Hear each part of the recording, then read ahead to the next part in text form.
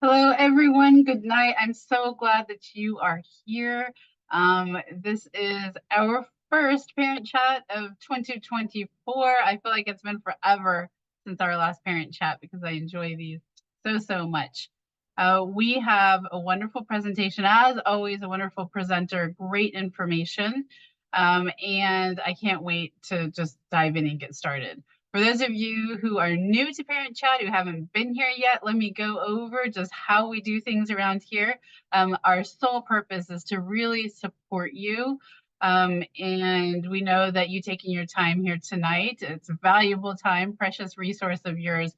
And so we are going to make the most of it by having an interactive event here. You can ask questions as we go. The best way to do that is the Q&A box, which you'll find at the bottom. And that puts all of the questions in a tidy little place that we don't lose them. In the chat box, you are welcome to chat away, put your thoughts as we're going, questions, Q&A box. But we're going to ask you some questions. And when we ask those, you can put those answers in the chat box. Here's the thing about the chat box. If you would rather not share your name, you can go to the very bottom. There's a little arrow in the chat box, and you can say hosts and panelists only. So we will see your name, but we won't say your name, and nobody else can see that you have put that in there. We want to make sure that you have the space you need to ask the questions that you need help with. So without further ado, tonight we are talking about validating emotions. And this is something that comes up quite a bit with parents that I work with and that Marcelle works with as well. What does that exactly mean? We hear it a lot, but does it mean condoning everybody's behaviors and emotions? No, it's a little bit different. So we're going to dive into that, and you're going to leave with some very good action points that you can actually do these in your household, and you'll feel like as a parent, you've got some new tools to use. So let me tell you a little bit about Marcelle. She's the proud founder of a company called Feel Links. Some of you may have already seen her doing presentations, or she has a great Instagram presence and has been on TV. So she's all over the place. So you may have seen her before. Two of the most significant roles in her life, being a mother and an educator, have guided her to pursue her passion in developing an intentional product that promotes lifelong social and emotional skills in children. Feel Links was born from her experience and knowledge as a mother and a teacher. Feel Links focuses on building emotional intelligence in children, which we all know is so important. The ability to identify, understand, and manage their own emotions and the emotions of others. Scientific research has shown these skills to foster lasting benefits of greater self-awareness, quality relationships, greater satisfaction at school and work, increased academic achievement, and greater empathy. Feel Links was intentionally created to support children in gaining positive, healthy, and lasting benefits. And we, of course, know that tonight it's parents, and you're going to support them to learn all of these things. So Marcelle, I would love to welcome you on screen, and I really appreciate you being here. Thank you so much for the very warm welcome. And I am really thrilled to be back. This is my second visit here at Parent Chat. And I want to thank the foundation and Sheri as well for the invitation. And thank you so much for being here tonight. We are obviously parents or caretakers of kiddos. And I just want to say, I commend you for wanting to just become stronger in your parenting and being here. Very well said. Yes, everybody here is here for a reason, and that's to become a more positive, more impactful, and purposeful parent. That's wonderful. Thank you. So should we get to it? I can go ahead and start sharing my slides here. And we have an hour. For those of you who have been to Parent Chat, you know that these hours fly by because of the information is always great. So let's share your slides and we'll go from there. I may interject with questions, and if, again, anybody who is listening, if you have questions, ask them whenever they come up, and then I will bring them to Marcelle when the time is right. And that is so fantastic because we are going to do better at this than we just tried this a minute ago. Okay. There we go. Like all of a sudden when everybody else is on, you know, right, to get it right. So Okay, as Sheri so beautifully said, my name is Marcelle Waldman, and I am here in close by in the local community. And I feel really fortunate to not only be a community parent, having been an elementary school teacher for many years, and then just really focusing in on these social emotional skills for our children and how very important this is for their life now as children, as young adults, and then going into adulthood. And as their parents and caretakers, I know that we could probably all agree that, 100% of us could say that parenting can be difficult. And so we're here tonight to talk about a really important topic about validating our kids' emotions and why it's so important. And as Sheri said, walk away tonight with some like very tangible things that you can either continue doing, or maybe you will learn something new tonight to walk away with and try in your homes. So thank you so much for being here. So we'll go ahead and get started. And I like that you said that, like Marcel, sometimes there's things we actually know, but it's kind of like, oh, I kind of forgot about that. Or I haven't been doing that very well lately. So it's always good, even if we quote know it, that we review Yes. it and are reminded. Absolutely. And even as, Sheri and I talk with, other parents or talk with children or whomever we are working with, it even as our own selves, I'll speak for me, like as a mother, I'm like, oh, I need to continue practicing that in my house. Yes, So yes, exactly. we might be able to be here educating, but we also have, our own struggles as parents and caretakers. So Absolutely. I am really big on quotes. And the reason why is because there are so many incredible people out there that have put in the time and resources to the research. And I am not a researcher, but I love learning, and I love being able to support parents and children through these sorts of pieces of life. So this is Janet Lansbury, and it says, acknowledging isn't agreeing with or condoning our child's actions. It's validating the feeling behind them. And that's really the core of what we're going to talk about tonight, because as Sheri said, we can start thinking like validation must mean that I'm okay with it, I agree with it. And really it doesn't. It doesn't mean we are okay or condoning what maybe is happening in our homes or what our child is presenting to us. But it does mean that we are listening, and it means that we're letting them know that.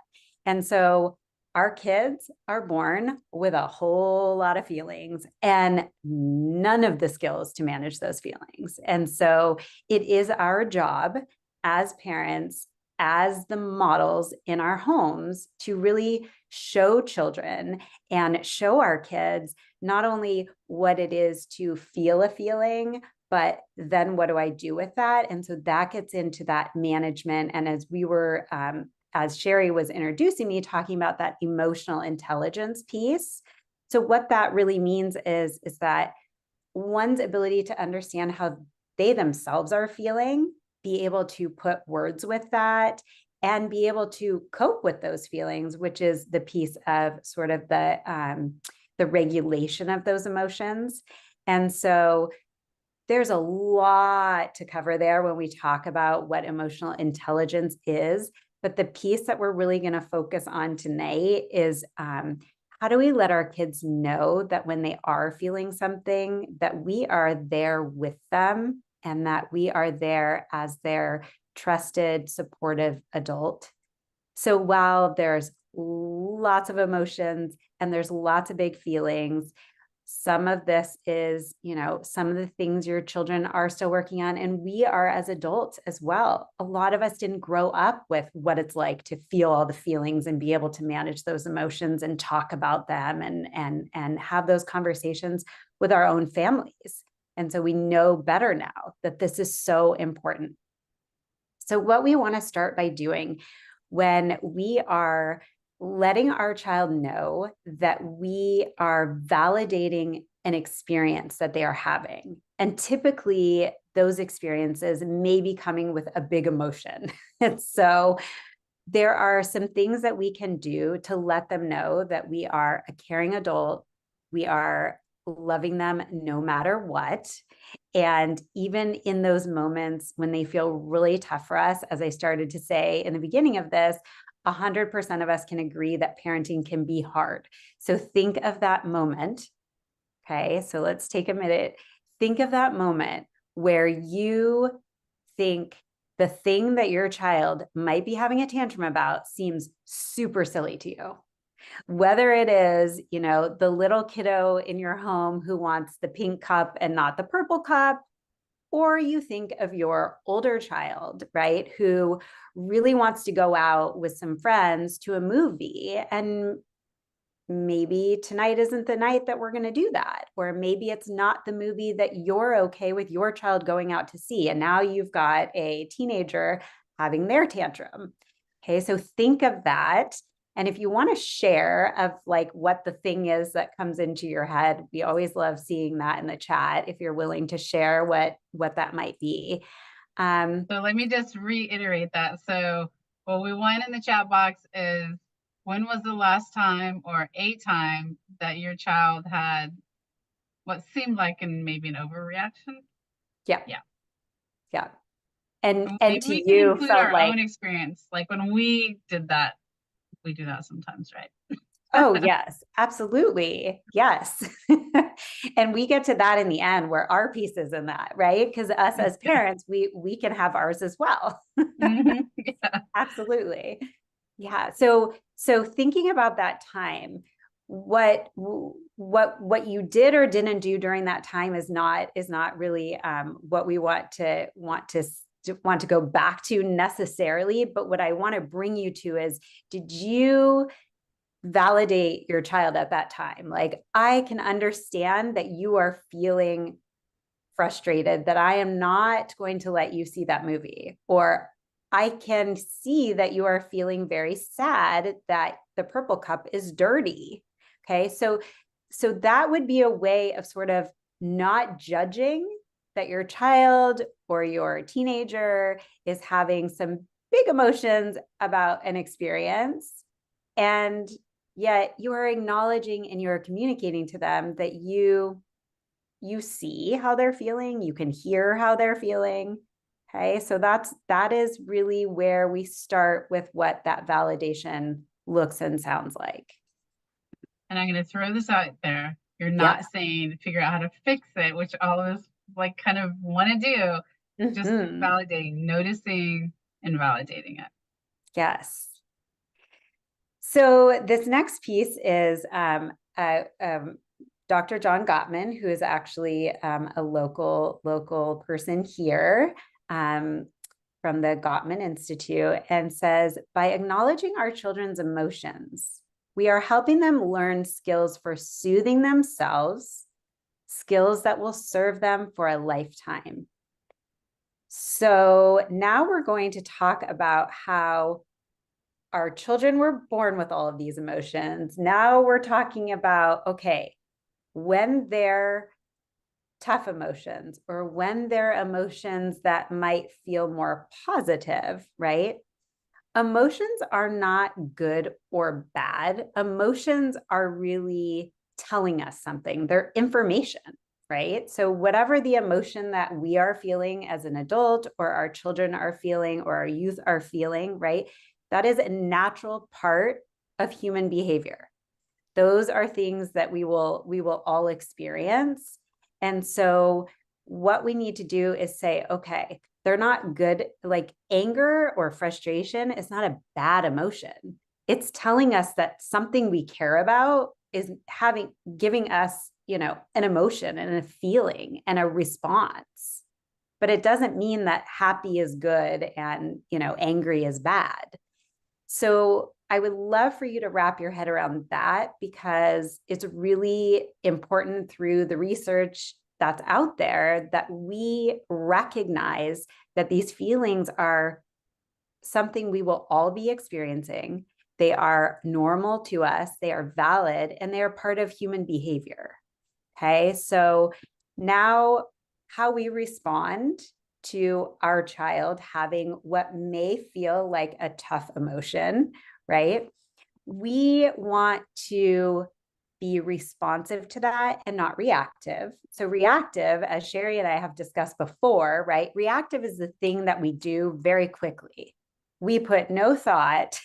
We might start having our own tantrum at that time because we're feeling really overwhelmed as a parent for whatever might be going on that's feeling tough for our child. And so instead, we are reacting to the situation instead of responding. So response is sort of giving a little space in between the thing that's occurring and then our response to our child. So it could be counting to 10. It could be taking a deep breath or maybe a few deep breaths, right? So how do we now come to our child who might be having a tough emotion? We need to do our best to model what it is that we want our child to learn, which is take a moment, whatever the thing is that gets you to calm yourself a bit before you are able to go into your child who might be having a reaction or a response that is a bit tougher. So we don't want to be afraid of how our children are feeling. So if our child is feeling grief, right? Maybe our child has experienced a loss of some sort. Maybe it's a loss, maybe a friend moved away. Maybe it's a loss, there's been a death. Maybe it's a loss of a pet. Maybe it's grief over an exam they took and they really felt like they were just going to hit it out of the park, and they studied really hard and they got their results back and they felt grief over that. Like, I really thought I was going to do really great here. Don't be afraid of how your child is feeling. It is so important that whatever it is that hopefully through time, they will learn new vocabulary and be able to express that and label that to you. It's really important because the more we can respond appropriately, not being afraid of how our children are feeling, they are building their own self-awareness, which is, again, understanding how they feel, which also brings on amazing, important foundations for our children with self-confidence, being resilient. So when those tough things are happening, the ability to bounce back and deal with what that is, and then be able to sort of move on to whatever is, next.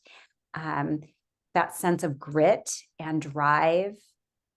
So those are all really important things that come out of our children feeling some of that tougher stuff, but us leaning into that with them, and not, as Sheri said too, and we'll hit this in a minute, but not always rescuing and not always fixing it for them. That's another really important piece we're going to hit here in just a minute. Sheri, did you have anything you wanted to add to that? Definitely. So one of the things that we have to remember is that our kids' emotions are not in a vacuum or a bubble. We've got all of our emotions, as you pointed out. So we have to make sure that we're not afraid of all of our emotions either. Mm-hmm. If you're angry at your kids, that's okay. It's the behaviors, as you said, how you respond. Mm-hmm. And what I find working with a lot of teens, tweens and teens, is that they, their parents are very supportive, but it's with the more difficult, not good or bad, but the more difficult emotions, let's say, that we as a society kind of try to move people through those really quick because they're uncomfortable to us.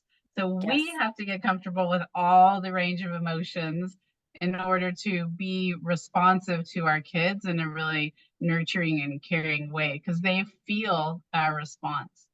And I was thinking as you were explaining this, Marcelle, like with a 2-year-old, when you're like, oh my gosh, are they going to throw a fit because I have to take this toy away, or they don't get that candy in the store? And you're like just waiting and anticipating that temper tantrum. You got to be calm and be ready for it at all ages, not just 2 years old. Absolutely. Just a quick little personal side note as well. I spent just this last summer helping put on a bereavement retreat for some parents and for some moms. And those moms each have had the loss of a child, and they all have other children in their lives. And we used an emotion wheel, and we really got into what those emotions are, and even noticing each and every one of those women said, I have not put these words to how I'm feeling. And it was just magical to see that us as adults, we probably, I would say many of us, a very large percentage of us, because of the people that I have spoken to, and Sheri, I would say that you would probably also say the same. We just didn't grow up having the knowledge and understanding of how important this is. So when we're talking about what you just mentioned about us also noticing our own feelings, is that there's also a piece of that we are learning along with our kids as we are modeling and teaching this, because many of us just didn't have this. And I've shared some of my own personal things on my social media about when I sort of came into that knowing of like, I don't have the words for how I'm feeling about this really very tough thing I'm facing. And so I would encourage the parents out there. There's a ton of, emotion wheels and those sorts of things, but like, go look at them, even print one off. Like, there are so many words that are just, the nuances are just different enough. But back to these women, just watching these women really explore those different words and emotions, and we're looking, some of them are looking them up, and they're, what do these mean, what are the definitions? And so if we can gain a better understanding, we are definitely modeling that for our children in a really healthy way, and that it's okay for me to tell my child, I am feeling very frustrated right now because, or I'm feeling frustrated right now and I'm going to have to walk away, and I will be back when I can calm down.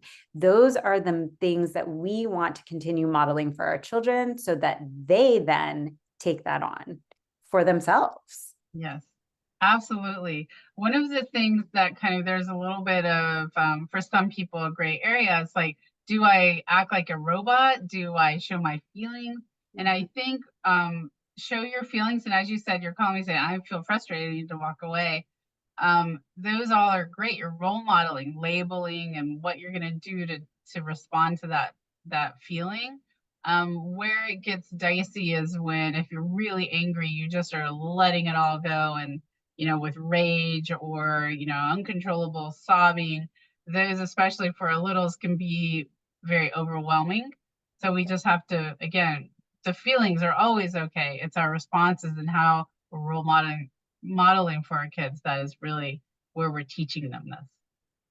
Absolutely. Yes.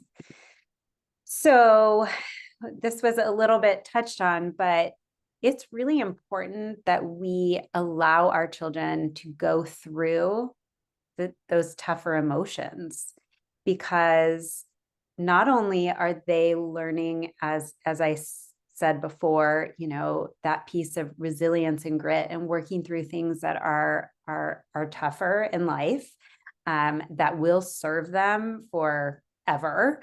They are also learning how to process those tough emotions, how to use problem-solving skills, and then hopefully eventually that piece of being able to move on from that. If we try to suppress or spare them of those emotions, like, oh, you're fine, you don't need to be mad about that, or you don't need to be, you don't need to be feeling anxious, everything's okay. Well, it's okay to reassure your kids to a point, but what we don't want to do, again, is dismiss. So validating, I understand that you're feeling, anxious. Let's talk more about that, or again, very much dependent on the age of the children that we have in our homes.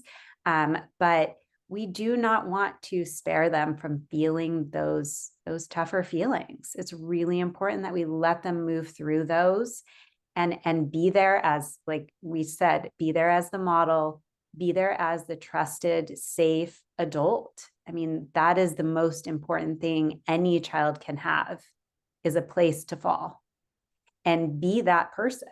And being that person is, I will guess why many of you are here tonight. Like, this is what this is for. And so letting your children, like I said, process, problem solve, help them move through that.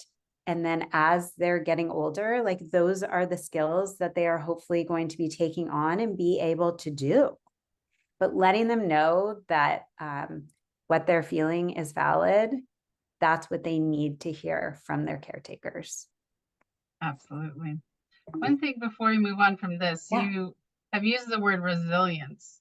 So how I've learned, like, what that word means is, it doesn't mean that you just power through everything. And it doesn't mean that you don't feel the feels. It means that you have these emotions, big letdowns, all of that, and you're still able to move through it in a healthy emotional state. So Yes. resilience does not equal powering through, not Mhm. processing emotions, ignoring emotions. There's actually a lot more to that. Just want to point that Yes, out. definitely. I love that you mentioned that. Yeah, it's not about just, I don't feel that, so I'm strong and here we go. That is not what it is. So yeah, that's great. And that in of itself, as you're saying, like, that is, resilience is a huge topic. But yeah, just as you said, I would agree that got to feel the feelings and then move through those and learn how to do that. And then that moving on piece is really being able to, like, can I get back to what I was doing when I was having those tough feelings, or can I get back to whatever I was going to do next? And not just, what we don't want to see is sitting in that. So sitting in that, anxiety all day long. How do I move through that? How do I, what coping skills do I have? What have I learned? What can my parent support me with in giving me some of those tools as well? So this next quote says, when little people are overwhelmed by big emotions, it's our job to share our calm, not join in their chaos. One of our favorites, right? I love this. Love it. As Sheri was saying, like, there's those moments that it is just really hard to hold, all that we know and not, explode because Yeah. we have our own stressors. We have our own stuff. It's not just our little people that are, causing the chaos for us. There's our spouses, our partners, our other family members, we have jobs, we have, so there's a whole lot of things going on that we are juggling. And some of those things are, harder than others. And sometimes we just get overwhelmed. And so sometimes our reaction is very quick. We're not thinking about the other person. We're not really thinking ourselves, and we're just flipping our own lids. So that's when we are sort of like ourselves getting off. So what we want to do is try so hard to use our calm to help our child better find calm. And again, it's that same thing. We're not trying to take away that the emotion is happening, but going through that and then finding some coping to calm. And then we can start working on the problem solving. We're not problem solving when things are really tough and things are sort of chaotic. That is not what's going to happen during that time. So some of the things that we can do to show our children that we are listening and that we're validating that we see and or hear that they are having a tough emotion is that staying calm.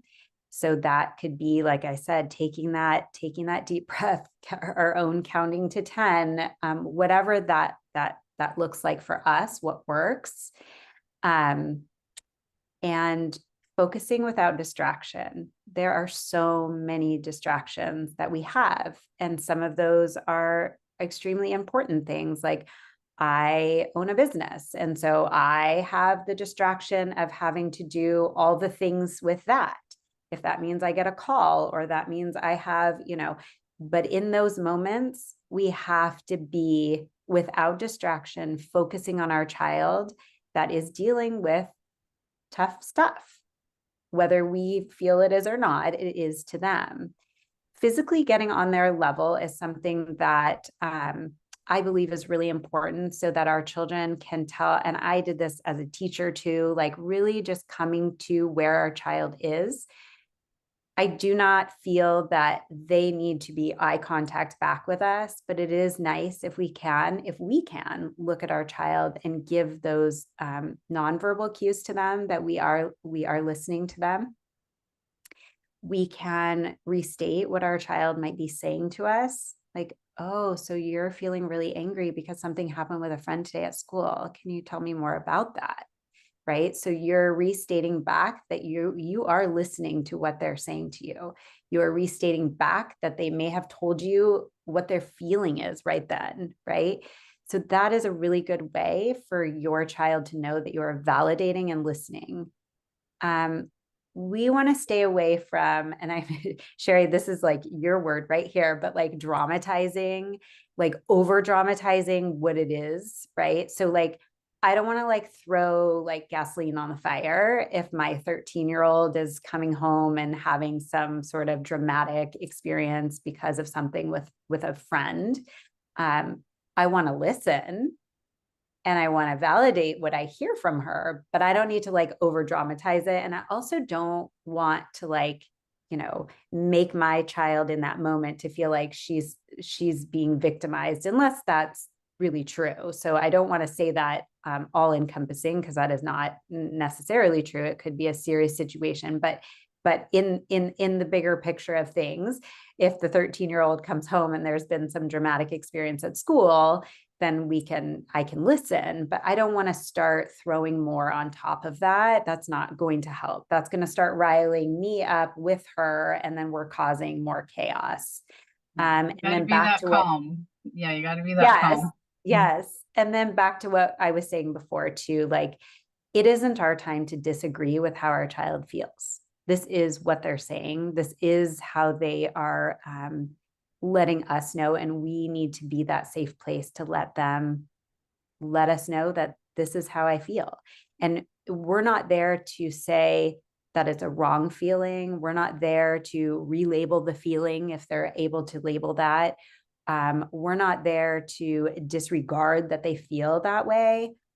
Again, we're there to validate, and these are the steps that we can do to really help that. And I'm going to give you some like very specific things that you can say and do here coming up that you can use as sort of your go-to statements, because sometimes that helps us, like even posting them somewhere. So, but sometimes as parents, like just what are those go-to like few things that we can do in those moments that could also help us stay calm. So we're going to get to that. We just might need to practice these sometimes, especially if we are very emotional, our kids are very emotional. It takes practice. And like you're saying, post it somewhere, right? Yes. So you see it all the time. Like I have a pad on my desk that's clear. And so I put all the cute notes and things, but like, I definitely have a few like cue words for myself too. Right. It's like, because I'm in the middle of work and I know you just got home from school, but I am busy. And so it's like little things to cue myself. Yeah. So again, as we said, remember, these are their feelings, right? Mm-hmm. So we're not there to tell them how they need to feel differently, and we're not there to disagree with how they're feeling. So how we respond really matters. So the next quote I wanted to read to you is, our kids want us to give them a safe space to process their hard feelings more than they want us to fix all their problems. And this is what Sheri was saying as well in the beginning, like, we need to let them feel, and we need to let them fail sometimes. And that is the stuff that is going to help them be stronger and more confident in who they are, if we allow them to really work through that stuff. And again, I am not suggesting that we let the 5-year-old figure out how to, like, world problem solve. Like, they need tools. So our job is to work with them and give them those tools in order to help them on how to problem solve. But just because they, don't know yet how to tie their shoe, it doesn't mean that I have to do it every single time, because is the child ever going to learn how if I continue to do it? No. So there is time for maybe learning that out of we're trying to get out the door. But then there's the time where, we got to let them give it a try. And so there are the small, simpler things when our kids are a little bit younger. And then those things start to grow as our kids grow. And those things become a little bit bigger or a little bit tougher for them. But by that time, hopefully, we have worked with and modeled with and helped our children problem solve scenarios that they have been in, or they have watched us problem solve. Hopefully, we are talking about those things at the dinner table. We do. When, my husband and I will talk about things that happen in our day and how we might have problem solved things. Those are ways our children are learning, by what we do, what we say, what we've modeled. And this is so important because we have to think about long-term parenting, right? And right now I've got one daughter in college and my other two have already gone through. And I was very thankful that they had skills to deal with their emotions before they went off to college. So, start thinking, even if you have little ones or if you've got teenagers, start thinking how this is a skill that is a gift that you're giving them, of learning how to cope with those emotions, because you will not be there to soothe them for the rest of their life. Yes, that's so important. Yes. So validating our kids' emotions, we're showing them that we value them under all circumstances. So when they're having feelings that are, those tougher feelings, that we are valuing our children no matter what. So even if it looks and sounds really ugly, like, we love them unconditionally and value them under all circumstances. We allow them to feel seen and heard and accepted by us, again, by validating that we hear them, we see them. We are giving our child this empowerment of being able to respond to life's up and downs and the waves that we will continue to travel through life. And as Sheri was saying, like, we're not always going to be there to hold their hand or walk beside them or tell them what to do, right? At some point, part of this is letting them go off into the world without us right there. And even though we might be a phone call away, we want them to be able to respond and know how to navigate life's ups and downs, and know that they can, right? So part of this that I was saying before about that self-confidence and that piece of being resilient and having that grit and traveling through life that way, that is really all about them understanding that they can overcome the tough stuff, that they can work through it, that they can problem solve. So that's again another piece of that, validating their emotions and why it's so important for us to do. So as I said, we are there to walk beside our children by listening and validating, but we are not there to fix it all for them.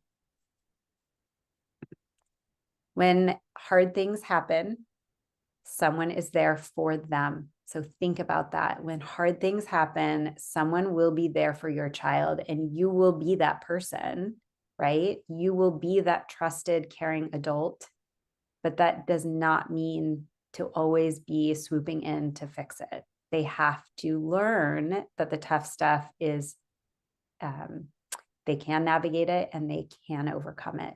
And that those moments, right, when those things happen and you watch your kiddo problem solve a situation and get it figured out, and it's like they feel the pride, they feel the strength. You can see it in them at any age. whether it's, like I said, the 5-year-old that finally gets it to tie their shoe, or, your teenager who has worked really hard in their class at school, and they thought how great they were doing and it wasn't turning out that way. And then, maybe they studied a little bit differently and they found a new way to do it. And then, wow, that really worked this time. So really, again, giving some strategies, modeling strategies, letting them pick those up and problem solving that and feeling that self-confidence is super important for them. So the next quote I have here is, when you join a kid in their world, you make a bridge from yours to theirs. Through validating what they're doing and then making a request, you've already formed a connection. So this is all about those phrases that you can use. So get ready. But I've got a few for you that are tried and true, at least over here, and for some other parents that I've worked with as well, but phrases that you can use. So you really wish that you could have another scoop of ice cream. That is me validating that I hear you, that you are really sad right now, that we are all done with dessert tonight, rather than me saying, like, I said you can't have any ice cream. Listen to the difference of that, right? You really wish you could have another scoop of ice cream. I said you can't have any ice cream. I mean, who would you rather listen to? So you The really first one you say it, I'm like nodding my head, and then the I second know, one right? it's like, Yeah, you really wish you could, right? So we're not saying it in like a talking down at them. We're saying it on a I'm on your level. I get you. I totally get it. And you can also add that I'd really like another scoop too. yeah. So, yeah. Okay. And then here we are. I get it. I get it is hard to stop playing, but it is time to brush your teeth for bed. So that again is validating. I get it. Like, wouldn't you want a friend to say that to you, or your spouse or your partner to say, like, I get it, right? It gives you the validation that someone also might feel the same way in the same situation, or at least say, I get it. You feel this way. So saying, I get it, rather than saying, I said, stop playing and go brush your teeth, right? Rather than, I get it. It's really hard to stop playing, but it's time to go brush your teeth for bed. So you're not leaving the negotiation in there for them to, be able to argue the fact that this is what we're doing. Like, this is really what's happening. We're going to brush our teeth for bed, but you're letting them know that you get that it's hard for them to stop playing. So again, I get it. So this next one I love, like, 2 things are true. So you are allowed to feel angry because you want to stay up later, but it is time for bed. So you're letting them know, again, you're validating the fact that they really want to keep staying up, but it's time for bed. So 2 things are true is sort of another way of looking at validating how your child is feeling in a situation. Like, okay, I get that you're feeling this way, but also. So there's that, but also. And I think on this one, Marcelle, I would even say, instead of but, I would say and. Oh, I like that. Yes. And also, Yeah. I like that. That's a good one. I think I'm going to have to change that. And yes, 2 things are true. And I like that. Oh, I didn't mean to. Oh, well. So the next one is tell me more. So I love using tell me more because oftentimes we as parents can go in and start talking more than what the child would like.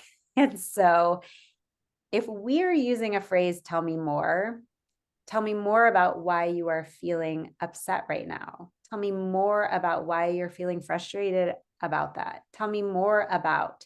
So tell me more is a great go-to I use very often, because sometimes your child will start telling something and then they kind of are like, maybe they're not ready to talk about it all, or maybe they don't think there's more. But if you sort of give them that validation that you're listening and that you're like, oh, tell me more about that thing, that will help bring up some more communication, typically on whatever that piece is. And this is a very common thing, I think, as parents. We oftentimes want to find punishment is not the same thing as a consequence, right? So in life, there are consequences. Like if I am late to work too many times, I might lose my job. If I am tardy to class too many times, I might not be well prepared for my test. Okay, so that is a consequence, and typically like very natural consequences. So in our house, it is a reminder maybe that it's really cold out. You might want to bring a coat. I don't know what's up with these kids that do not want to wear jackets. But anyways, I mean, come on. But I mean, I'm not going to give you mine when we're out. So those are consequences. I am now going to talk about like punishment. So to me, punishment is like, go to your room. I don't want to see you. I'm done. Or, you know, maybe just like leaving them high and dry and you walking away for like a really long time. It's one thing if I tell my kiddo I need a little break, I'll be right back, but like just disappear. We are not teaching any skills during that time if we are sending them away. Like they're not learning what it is that we were hoping for if we are now punishing them to like, see you later, go in your room and we're done. That can add shame to your child. Like if they're feeling very hurt about something and we have just decided that they're like the crying and it's getting to us and we don't want to deal with it and it's too much, and we just tell them to like go to their room and deal with it, that's like punishing them for the feelings that they're having rather than us leaning into that. So we want our kids to not feel like they're bad because they're feeling something that, again, we may not necessarily agree with, but we need to try and understand. And again, going back to, we need to validate to them that we are there for them and that we hear them and we see them. So those punishments will not teach our children skills, if that makes sense. Yes.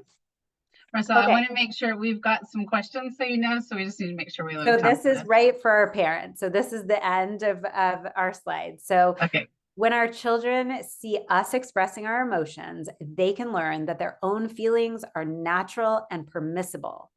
They can be expressed and can be talked about. That's an important thing for our children to learn. And that comes from Fred Rogers, who we all just love. So as I said, when parenting feels hard, which for 100% of us, parenting feels hard at some points, we need to acknowledge our own emotions, right? We need to let ourselves know that the feeling we're feeling is right. Like I am feeling this right now. So validating that to ourselves, right? So maybe it feels hard because it actually is hard. Like that's okay. It is hard. We need to give ourselves permission. Like I'm allowed to feel this way. And this is exactly how I'm feeling right now. So that's giving your own validation to yourself. Like, wouldn't you want like your friend or your partner or your spouse to validate to you like, oh, you know, and not push it aside? So we need to do that to ourselves. Like we want to be seen and validated too. So it's really important that we think about what that looks like in our households and how we are modeling it, doing it, and showing it to our children. Because what a beautiful thing if our child turns around and has that empathy and care for a sibling, a cousin, or even a parent or a friend in their life. So it all trickles down to all of the facets that we belong to, whether it's a sibling, a friend, a peer, or later on a coworker. So thank you. I would love to look at our questions. What do we have? We have great questions. Okay. First question. Sometimes my child feels sadness over, for example, the way friends are treating them. I don't always know how to handle those emotions when I myself agree that it is an unfortunate situation. I want to commiserate with them, but then I don't know how to encourage them to get them through the sad feelings. Oh, well, I've been there too, when my, children have felt sad about something that's happened with a friend. I think sometimes it's hard for us as parents to like see our child feeling sad about something that like we agree with. Like I would feel sad about that too, right? And I think it's okay that we let them know that that would make me feel sad as well. Like I can understand that you're feeling sad about that. And those are those tell me more moments, I feel that like instead of you piling on all the things and like how you would fix it and what you would do, like gain a little bit from your kiddo in that moment. And if they're totally unsure and they don't know, or they're not quite old enough to be able to problem solve that, maybe give like an idea and ask them, in that situation, would doing this sound like something that would work for you?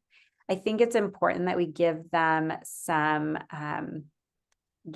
agency in being able to also be helpful in deciding how to problem solve that. And so giving them some of that is great, but I think it's okay to let our kiddos know that would make me feel really sad too, you know?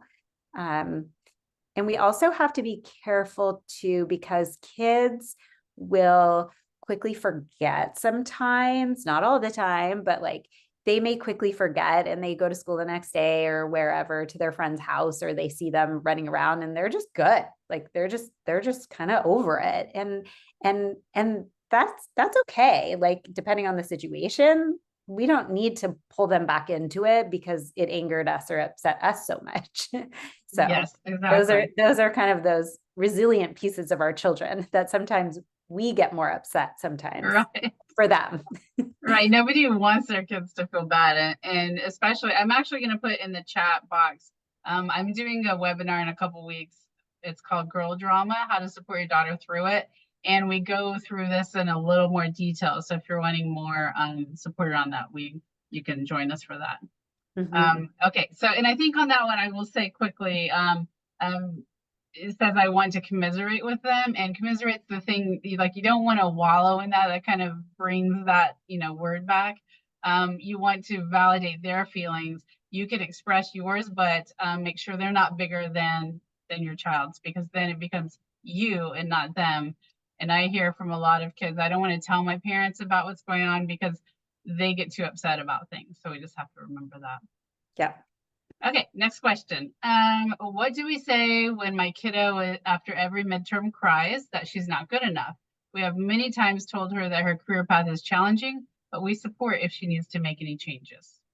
Oh, these kids are so hard on themselves about Yeah. all this kind of stuff. And it's really, I mean, as parents, I think it breaks our heart when our kiddos are feeling those pressures. And gosh, sometimes it's their personality, it's just who that child is. And so we need to be there to help them cope with um,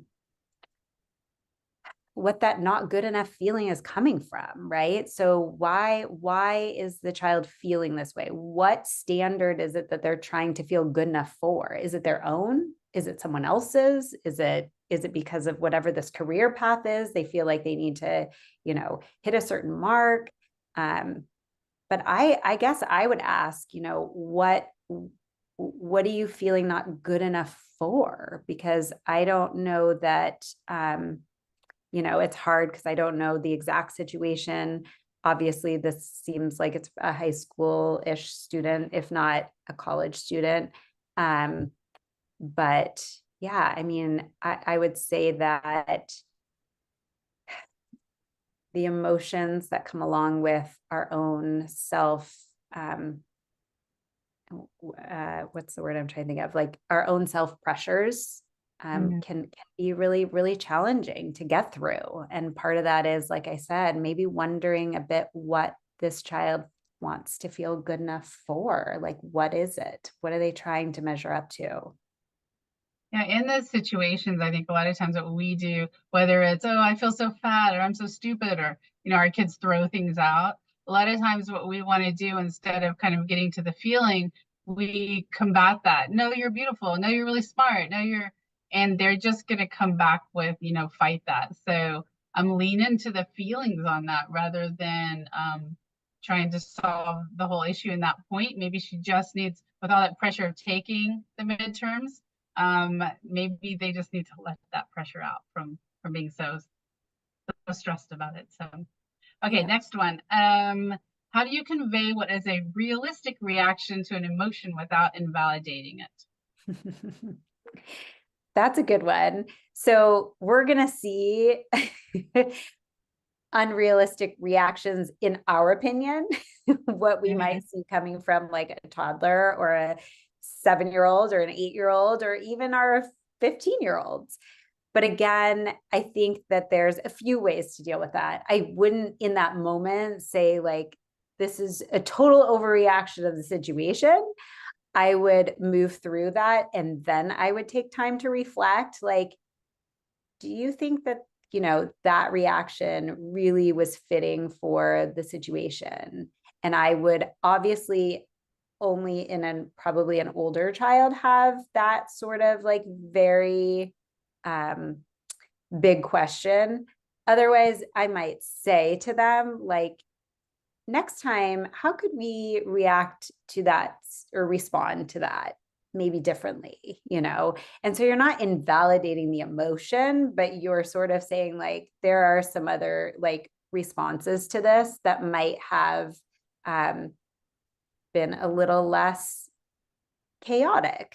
Yeah. So I think it's okay, but during that moment, like during the breakdown, you are not going to have that type of dialogue or conversation or learning. There's no learning going on in that time of the reaction. Yeah, in the big feelings moment, your logical part of your brain goes offline. So if you're trying to bring in logic in that moment, it's not going to do any good. So right. I would also say like around puberty, there's a lot of emotions that are way kind of out of whack for the situation. It's really good to talk to your kids about that when you start to see them go through puberty, which is usually the chemicals are going to kick in before you see any physical changes. But that brings out these like maybe crying episodes or anger episodes. And honestly, if you ask them why, they don't even know. So it's okay to have that conversation about sometimes your emotions don't actually match the situation. And you can talk about puberty and all those fun things. Well, and I would say too that hopefully with conversations at home and then the social emotional curriculums through our schools, like we do talk a lot about like, what is this emotion and what is this reaction and what is the situation? And so I do think that hopefully there's a lot of learning around that. Like the tools that I created are really not only for a classroom, but they're for home. And it's because we need to remember that a lot of this is at home. It's not just a school curriculum piece. It's a at home, in our homes, modeling, using tools, having discussions, right? So these are all things that we are learning at home and outside in our community and inside of our school buildings. So I do believe that some of that discussion around reactions and our emotions and how our emotions come on and what we feel in our bodies, those discussions are happening. And so continue those at home as well. Yes, definitely. Marcelle, I want to be mindful of your time. Are you okay to stay a couple more minutes to finish up other questions? Yeah. Okay. And for those of you, if you have to pop off before you leave, just put in the chat box something that you got from tonight, an aha moment or something that you will kind of look at a little bit differently. And we will have a recording for this. So if you have to hop off, we totally understand. Okay, next question. How do we share the calm, which we talked about, right? When there are other necessary things that are time bound, like my child wanting to talk to me when I have a meeting, needing to drop off my child to school before leaving for work so I can be on time. What's the best way to deal with this? Showing that it's important but needs to be dealt with later. Such a good question because all of us are probably thinking the same thing. Right? Yes, I do love this question as well. I think you just need to tell them, like, you know what? Right now, we really need to go to school, or I really need to go into this meeting.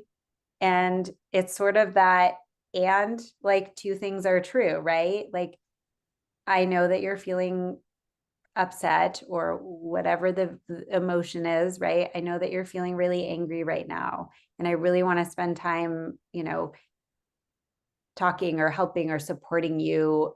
But right now, we really need to get out the door for school. So as soon as you come home today, let's revisit this. I love you. Have your hugs, your loves, whatever you do as a family, making sure that child really has that engagement and support, knowing that the love is there, whatever that thing is. It could have been a at home, parent child situation. It could have been a sibling situation, or it's something else that's blown up. But just be honest. Like, two things are true. You're Yes, feeling this way, and I want to be there, and I am here, but we really have to go, or I really need to go into this meeting. It's important for my job that I'm on time. that's great. So just be good communication with it, and validating feelings once again, validating it and saying, yeah, we'll talk about this later. Chances are half the time when you come back like after school, they're already over it, done and gone, but Yeah. you said in the moment, I know you're feeling this is important, and we've got to get you to school. Okay. How do you deal with how do you deal if you just don't agree with an opinion that your adult kid has?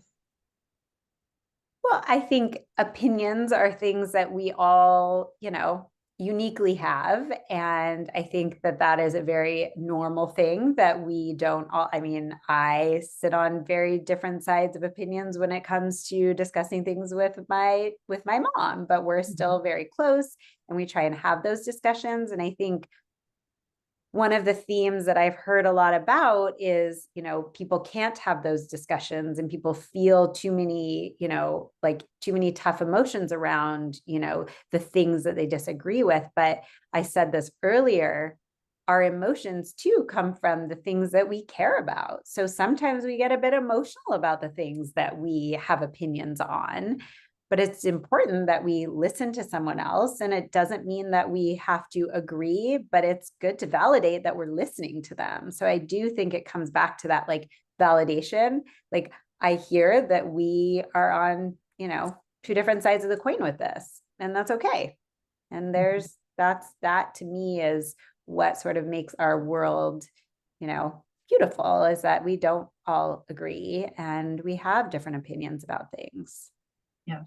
And this, by the way, is not just adult kids. As they want to start individuating from you, they may start pushing things away that are core values or things super important to you. Many times they'll circle back, but in the individuation process, they're like, I'm going to push you away, and I'm going to do this by pushing away your values and your interests and all of that. Okay, Yes. we have a lot more questions. So I think what we're going to do, we're going to take the next few Okay. questions here and we'll answer them Perfect. live. And Okay. then, Marcelle, maybe you and I can get back together and answer the rest of the questions and record Sure. it and then share it, Absolutely. so that we're not going way over tonight. Yeah, that'd be great. Okay, let me look through here really quick. Okay, this is a good one, and this is true, and I totally understand what this question is about. What do Okay. you do for kids who really hate these explicit forms of affirming? You really wish, I get it, I hear you, all of that, Yeah. or validating feelings, and whom this makes them more angry and dysregulated. Yeah. I'll So, let you answer first, and then I'll answer from my perspective too. so I would call these like those really deep feeling kiddos. And I have one. I Mhm. have I have a son who's 11, and things are very black and white, and we don't have a lot of flexibility. He's very bright. He likes to give his opinion, his reason, and that is that. So I can definitely understand that piece. I used to talk about deep breathing, and he thought I made it up somewhere. And so he does use breath now, but he really thought like I just created that out of nowhere and that can't help me and I'm not doing that, and then one day he came home from school, he's like, so we did deep breathing today. Yeah. So I understand that piece of that sort of throwing your child further into chaos and spiraling. So I do believe that there are other ways that we can approach those children in those situations. And I think that that is where it becomes sort of those unique situations where what does work for my child. And if you haven't quite found that yet, the more we try things, and I would say like 1 time, 2 times, 3 times doesn't necessarily let us know that that's not working. But if you've repeatedly tried something and it's just really not what your child go-to is to help dysregulate the situation, then I do think that you need to continue to look for different strategies, because there will be something that will help and that will resonate with your child that will help them find calm.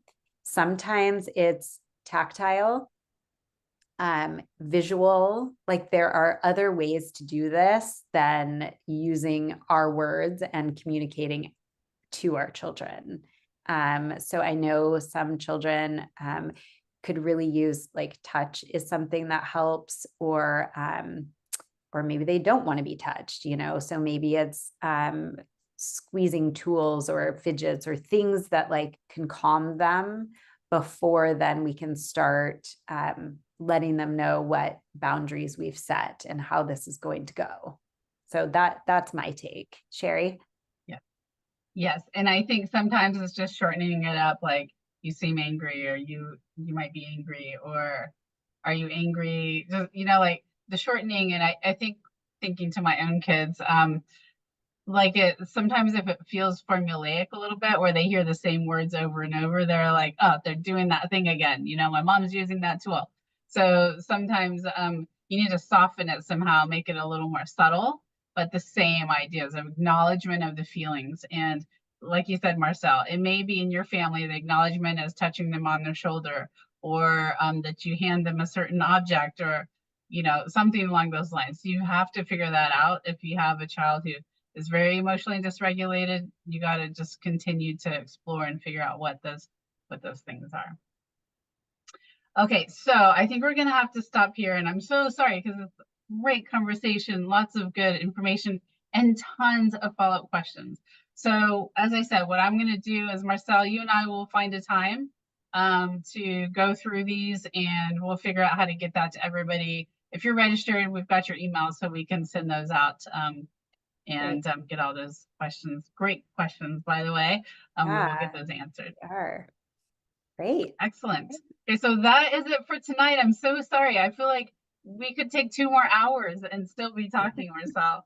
So I would just like to request everybody who's still on here, let's do at the bottom, you can see where there's reactions. Let's give Marcelle some love. You can give like heart or claps or something like that. There we go. Thank you. Look Thank at all you the so love much for coming your having way. me. Yeah, that was great. Yeah. And I loved the questions and conversation that came out of it. So thank you so much. It's great. Very, very good to have you here. Lots of great learning moments, lots of great questions. And we will make sure to share this recording with everybody as well. So just put something in the chat again to let us know what you got from this. And as always, let us know. You can contact us, let us know if there's a topic that you really want to hear more about. And we will look to do that. I still have 3 slots for the parent chats for the semester that I'm looking to put some good topics in there. So let us know. All right. Good night, everybody. I appreciate you being here. As always, loved it. And Marcelle, we really, really appreciate you coming and spending your time with us. All right. Good night, everyone.